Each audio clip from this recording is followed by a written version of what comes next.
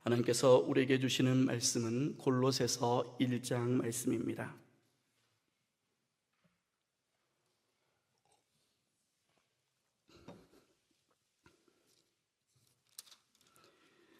골로새서 1장 1절에서 29절의 말씀을 한 절씩 교독하겠습니다. 하나님의 뜻으로 말미암아 그리스도 예수의 사도된 바울과 형제 디모데는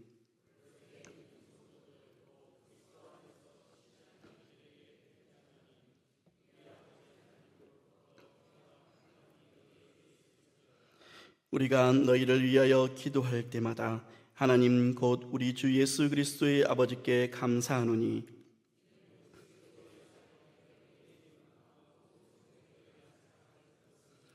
너희를 위하여 하늘에 쌓아둔 소망으로 말미암음이니 곧 너희가 전에 복음 진리의 말씀을 들은 것이라.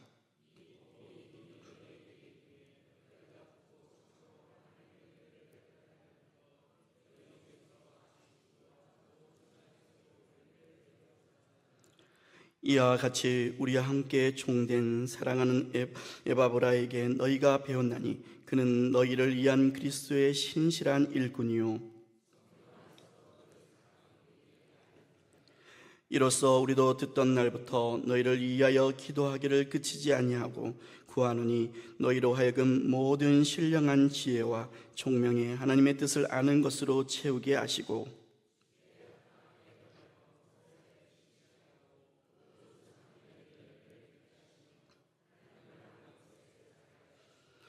그의 영광의 힘을 따라 모든 능력으로 능하게 하시며 기쁨으로 모든 견딤과 오래 참음에 이르게 하시고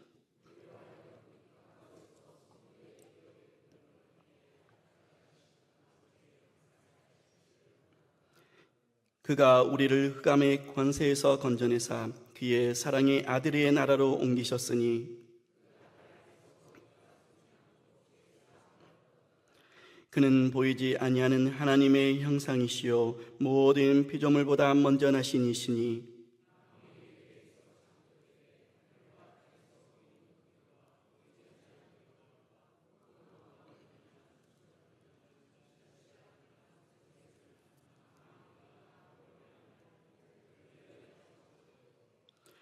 또한 그가 만물보다 먼저 계시고 만물이 그 안에서 함께 섰느니라.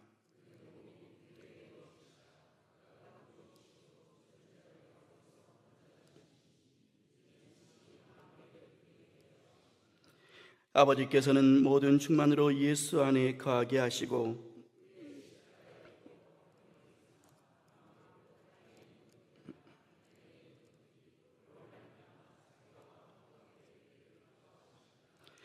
전에 악한 행실로 멀리 떠나 마음으로 원수가 되었던 너희를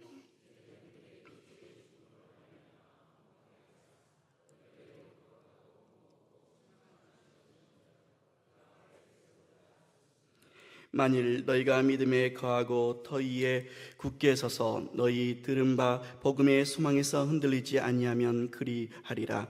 이 복음은 천하 만민에게 전파된 바요 나 바울은 이 복음의 일꾼이 되었노라.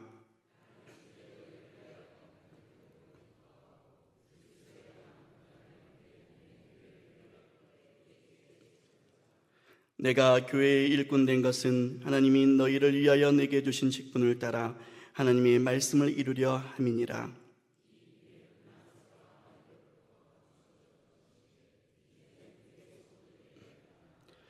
하나님이 그들로 하여금 이 비밀의 영광이 이방인 가운데 얼마나 풍성한지를 알게 하려 하심이라. 이 비밀은 너희 안에 계신 그리스도시니 곧 영광의 소망이니라.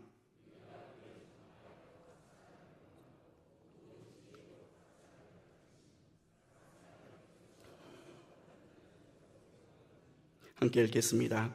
이를 위하여 나도 내 속에서 능력으로 역사하시는 이의 역사를 따라 힘을 다하여 수고하노라. 아멘.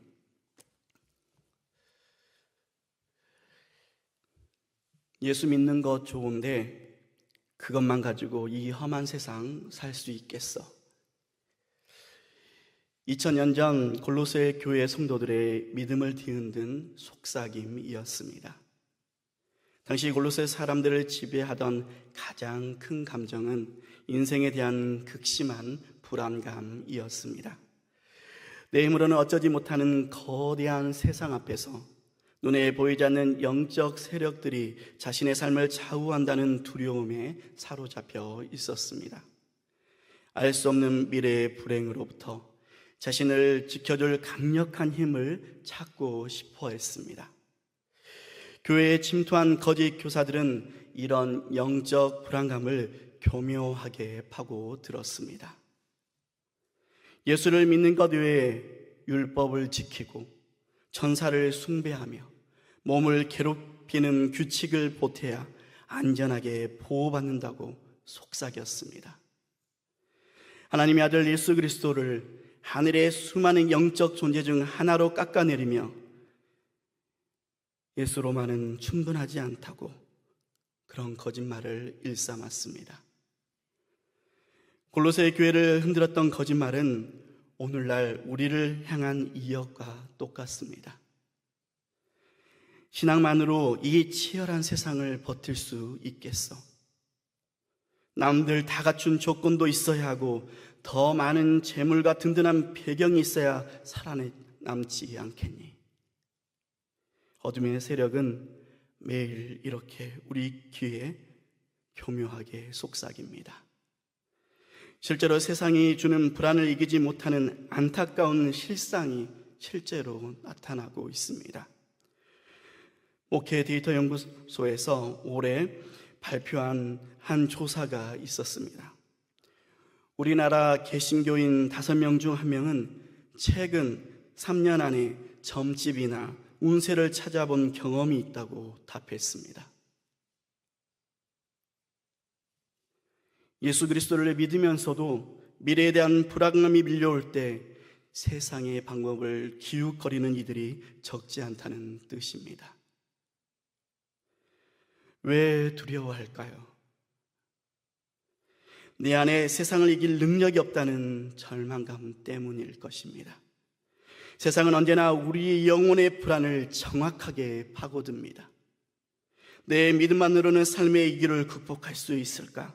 끝없는 근심과 두려움에 사로잡히게 만듭니다. 예수 그리스도를 믿으면서도 경제적, 사회적인 현실 앞에서 매일 불안해하며 무언가 세상의 방법을 더 채워야 한다는 강박에 시달리게도 합니다.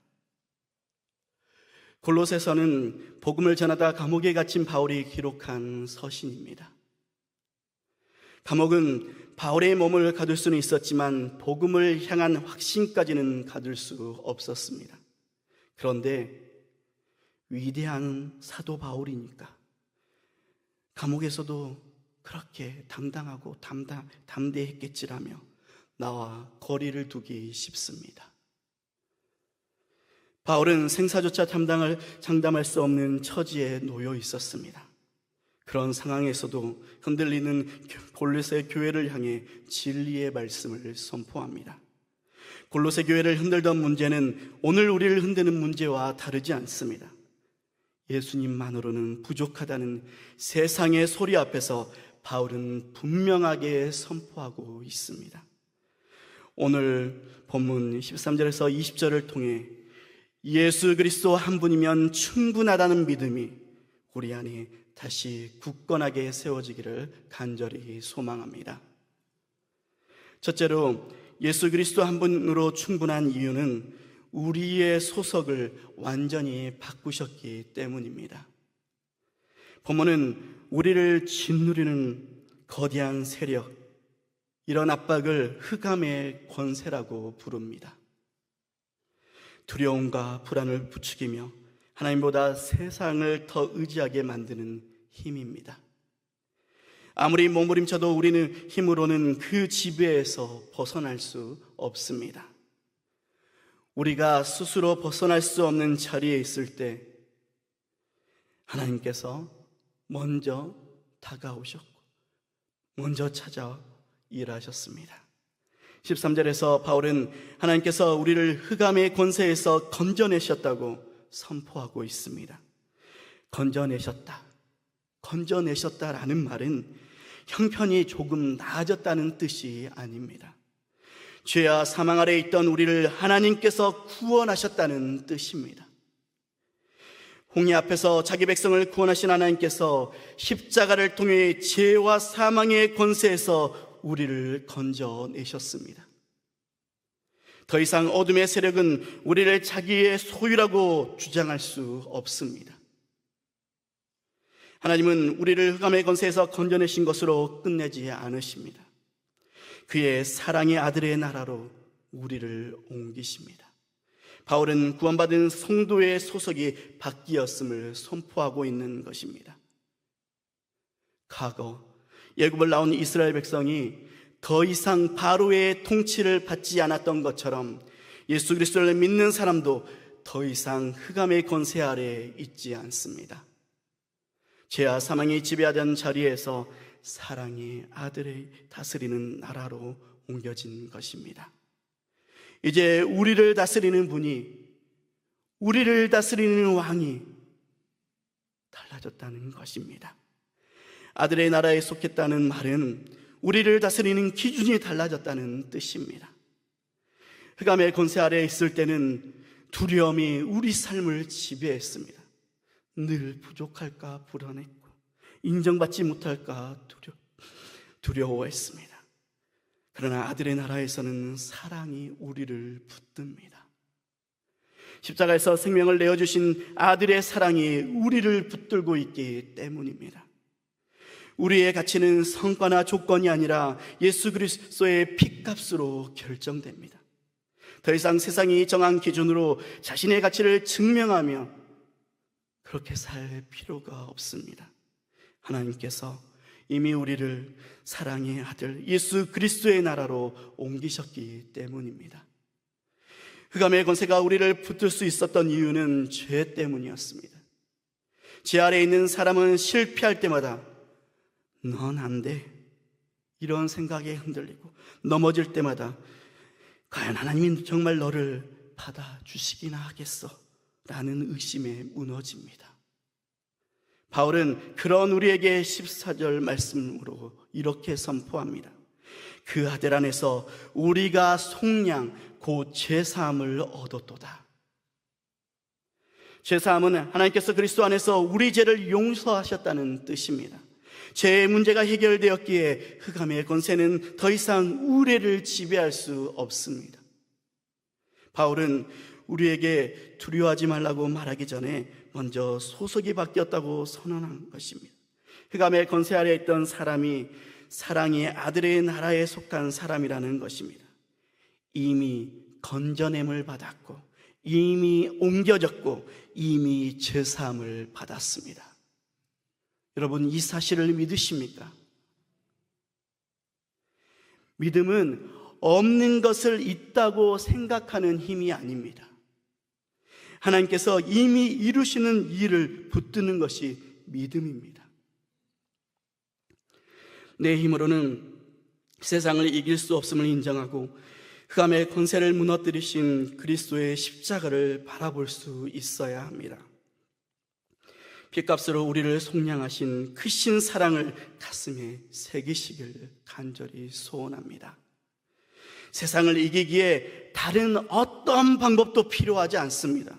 우리를 흑암에서 건져내신 그리스도의 십자가 은혜 하나면 충분한 줄로 믿습니다.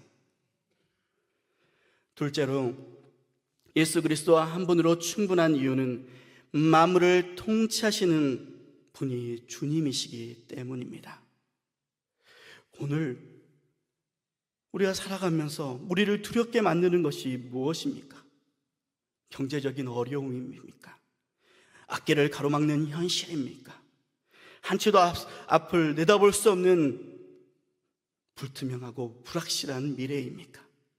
사람은 감당하기 어려운 문제를 만나면 마음이 이내 흔들릴 수밖에 없습니다. 불안해서 벗어나기에 붙잡을 것을 찾지만 세상은 우리를 불안해서 두려움에서 결코 건져내지 못합니다. 바울은 두려움에 흔들리는 성도들의 시선을 이제 이러한 문제에서 예수 그리스도께로 돌립니다. 세상을 이기는 믿음은 내 상황을, 내 처지를, 내게 닥쳐진 문제만을 바라보는 데서 시작되지 않습니다. 나를 다스리시는 분이 누구신지를 아는 데서 시작됩니다. 15절부터 17절까지 바울은 예수 그리스도가 어떤 분이신지를 분명히 선포하고 있습니다. 예수님은 피조물 가운데 하나가 아닙니다. 만물을 창조하고 다스리시는 주님이십니다.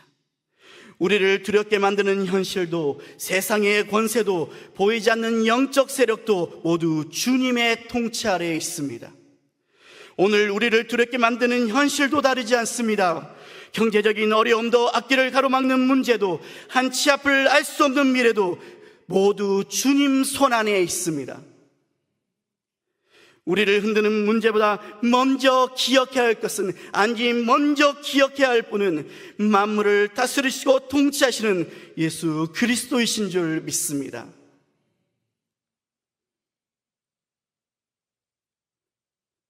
우리가 두려워하는 이유는 문제의 크기만 바라보기 때문입니다. 현실을 부정하라는 말이 아닙니다. 문제보다 크신 주님을 바라보라는 것입니다. 만물을 다스리는 주님께서 내 삶의, 우리 삶의 주인이 되십니다. 만물을 다스리시는 주님께서 내 삶의 주님이 되신다면 염려와 근심이 더 이상 삶을 지배할 이유가 없습니다. 내 앞에 놓인 문제는 여전히 남아 있을 수 있습니다. 현실이 하루아침에 바뀌지 않을 수도 있습니다. 그러나 중요한 것은 문제의 크기가 내 믿음을 결정하는 것이 아닙니다. 만물을 다스리는 주님이 누구신지를 아는 것이 곧 내 믿음을 결정하는 것입니다. 내 눈에 보이는 현실은 계속 끊임없이 변하고 내 앞의 상황도 수시로 달라집니다. 하지만 만물을 다스리시고 통치하시는 주님의 그 다스림심은, 그 통치는 결코 변하지 않습니다. 세상은 흔들려도 주님은 한치도 흔들리지 않으십니다. 믿음은 변하는 세상이 아니라 변하지 않으시는 주님을 붙드는 것입니다. 사랑하는 성도 여러분, 만물을 통치하시고 우리를 다스리시는 예수 그리스도 한 분이면 충분한 줄로 믿습니다. 셋째로, 예수 그리스도 한 분으로 충분한 이유는 십자가로 화목을 이루셨기 때문입니다. 우리는 살아가면서 크고 작은 갈등 속에 상처를 받곤 합니다. 관계가 깨어지고 마음의 근심이 쌓이면서 주님 주신 평안을 잃어버릴 때가 있습니다. 사람들은 이런 상처를 잊기에 나름의 위로와 해결책을 찾지만 마음 깊은 곳의 문제까지, 그 근원적인 문제까지 해결하지는 못합니다. 인간의 가장 근본적인 문제는 삶에 일어나는 여러 문제보다 하나님의 관계가 깨어지거나 멀어진 데 있습니다. 하나님과의 관계가 깨어진 사람에게 가장 필요한 것이 있다면 무엇이겠습니까? 더 나은 환경도, 더 많은 위로, 그런 것이겠습니까? 하나님과 다시 화목하게 되는 것입니다. 바울은 20절에서 복음의 핵심을, 복음의 정수를 이렇게 선포합니다. 그의 십자가의 피로 화평을 이루사 만물 곧 땅에 있는 것들이나 하늘에 있는 것들이 그로 말미암아 자기와 화목하게 되기를 기뻐하심이라. 성경이 말하는 화목, 이 화목은 단순히 사이좋게 지내는 그런 정도가 아닙니다. 서로 등을 돌리고 있던 관계가 다시 연결되는 것입니다. 하나님과 멀었던 우리가 십자가를 통해 다시 하나님께 나아가게 된 것이 바로 화목입니다. 우리는 갈등이 사라지면 평안할 것이라고 생각하고 문제가 해결되면 행복할 것이라고 생각합니다. 하지만 마음의 평안은 모든 문제가 해결되어야 얻는 것이 아닙니다. 하나님과 화목하게 된 사람만이 진정으로 누릴 수 있는 은혜입니다. 십자가의 화목은 하나님과 우리 사이의 관계만 회복한 것이 아닙니다. 하나님과 화목하게 된 사람은 더 이상 하나님께 외면받거나 버림받을까 두려움에 붙들려 그렇게 살아가지 않습니다. 하나님께 받아들여진 사람으로 살아가기 때문입니다. 하나님과의 관계가 회복되면 다른 사람을 대하는 방식도 달라집니다. 성도 여러분, 실제 신앙생활에서 어떻습니까? 신앙생활을 하면서 가장 힘든 것이 어떠한 때입니까? 우리를 가장 힘들게 하는 것 가운데 관계의 문제가 가장 그렇지 않습니까? 가족의 말 한마디에 마음이 무너지고 가까운 사람에게 받은 상처를 몇 년째 내려놓지 못할 때가 있습니다. 교회 안에서도 서운함과 오해가 쌓여 예배는 드리지만 마음의 문은 닫고 살아갈 때가 있습니다. 일터에서는 미움과 분노를 안고 하루를 가까스로 버티기도 합니다. 십자가의 화목은 그런 삶을 그대로 방치해 두지 않습니다. 하나님께서 언쓰였던 우리를 먼저 받아주셨다면 우리도 화목의 길을 외면하며 살아갈 수 없습니다. 화목은 내 감정이 풀리는 것을 말하지 않습니다. 상대방이 먼저 변하는 것을 기다리는 것도 아닙니다. 하나님께서 우리를 찾아오셨기에 우리도 화목의 길로 부름심을 받았다는 사람들, 그 사실을 우리가 정확하게 깨우치게 됩니다. 그렇게 우리가 화목의 길을 걸을 수 있는 이유는 우리 안에 십자가로 화목하게 하신 하나님의 사랑과 은혜가 있기 때문입니다. 그런데 우리가 분명히 알아야 할 것은 우리 안에 화목케 하는 힘이 우리 근원에서 우리 스스로부터 나오는 것이 아닙니다. 하나님께서 먼저 우리를 찾아오셨고 원수되었던 우리를 먼저 받아주셨기 때문입니다. 십자가로 하나님과 우리 사이에 화목을 이루신 예수 그리스도 안에 여러분 무엇이 있는 줄 아십니까? 참된 자유와 평강이 있습니다. 이 자유와 평강은 누려도 그만, 안 누려도 그만이 아닙니다. 주님 주신 이 자유와 평강을 누려야 우리가 이 땅에서 하나님 나라를 맛보아 누릴 수 있는 것입니다. 하나님의 나라를 맛보아 누려야 우리가 그 하나님의 나라를, 그 하나님의 사랑을, 그 하나님의 전능하심을, 그 하나님의 위대하심을 삶으로 증명하고 나타낼 수 있는 것이지 않겠습니까? 사랑하는 성도 여러분, 그 자유와 평강을 날마다 누리며 살아갈 수 있는 우리가 되기를 주님의 이름으로 간절히 축원합니다.